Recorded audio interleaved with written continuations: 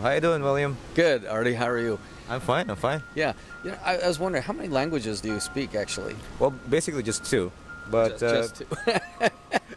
as you said, it's better than just one. Yeah, definitely. I mean, I thought you were a native speaker when I first met you. So, what is the other language you speak?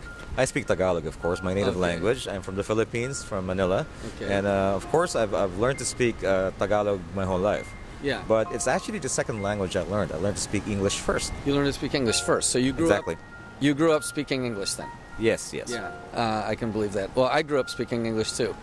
No say. And I picked up my second language at the age of 20, which is Japanese. And I'm working on French, but it's okay. Getting there. So, yeah. more time with Japanese. Fantastic. Yeah. Okay. So you know what?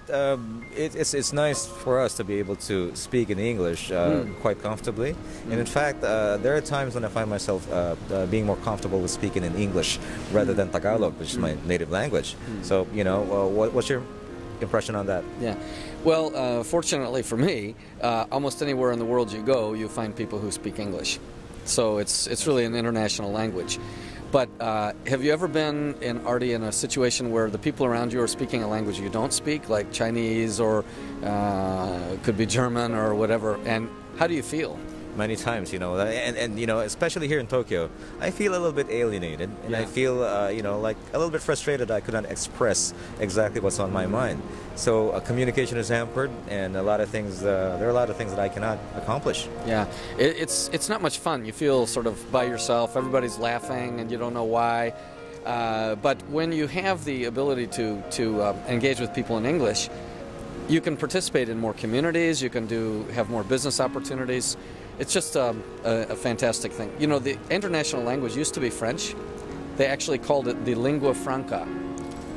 Language French. It's the Latin for language, the French language. Well, thank goodness it's not anymore, huh? Yeah. Well, it was the language of diplomacy, but and still used in some conferences. But really, English has really taken over. That's right. Well, no offense to the French, but definitely English has transcended lots of boundaries, and it is now considered, most especially, the universal language.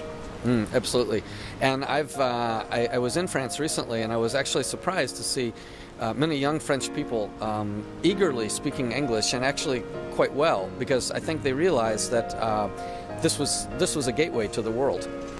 And it's great to have a pride in your own language and to feel good about your own language. But the other thing I've discovered about by studying French is that 60% of English actually came from French. Whoa. I didn't know that. Yes, English is actually a mixture of Anglo-Saxon and French and so many languages. So it was a perfect vehicle for receiving different cultures and a perfect vehicle for international communication. There you go. It's also one thing to learn to speak another language quite fluently and effectively. It's another to retain your nationalistic pride by being proud of your own language, and that is exactly how I feel.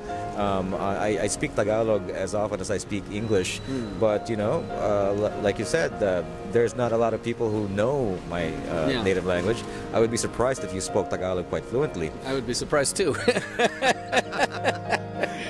And like a lot of people who would like to learn English out there, I would like to learn Nihongo as effectively as I am speaking in English right now. So I guess that brings to the table the importance of an effective method of learning a language you would so like to use. Yes. Well, when you learn English, it opens up not only the communication with people from other cultures, but English is very similar to many other languages, the Romance languages. So you can bridge from English to German or from English to French, and for Japanese, they use a lot of English words as well. So you can learn the original and correct meaning of the word, not the loan words that are used in Japanese. And I just have so much fun with language. I love to write. It's the key to understanding what's on the internet through blogging and websites and social media. There's so many ways you can use English besides just daily conversation. Yep, and you've been quite the achiever with learning your second language. Well, most definitely.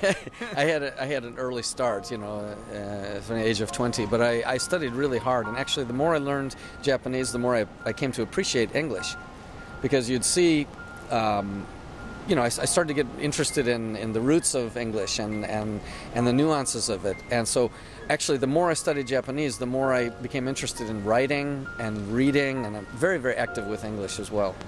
There you go. Yeah. So I guess, I would like to congratulate you for definitely all your achievements, and you serve as an inspiration to me to learn my third language, which is Nihongo. And I guess I hope I would be some kind of help, as well as a source of optimism to learn English and be able to use it quite effectively outside of your country. Excellent, Ardie. Well, let me know if there's anything I can do to help. All right. So it's been a pleasure. Thank you, William-san. Good deal. Thanks.